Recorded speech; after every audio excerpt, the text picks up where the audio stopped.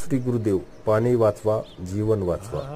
एक गाव होतं, तिथं रोज संध्याकाळी गावकऱ्यांच्या अंगणात पाईप चालू राहत असे। पाणी वाहत राहायचं, कुणी बंद करायचं भान ठेवायचं नाही। एक दिवस लहानसा मुलगा आर्यन आपल्या बाबांना म्हणाला, बाबा, पाणी इतकं वाया का घालवतो आपण?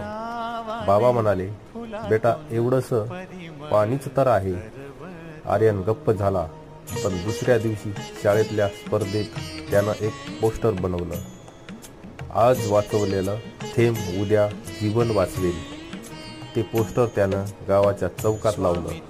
हळूहळू लोक जागरूक झाले, पाईप लवकर बंद होऊ लागले, गावात पाणी वाचवायला सुरुवात झाली। तात्पर्य असा आहे मित्रांनो, बदल करण्यासाठी मोठं वय लागत नाही, फक्त जागरूकता आणि धैर्य लागते।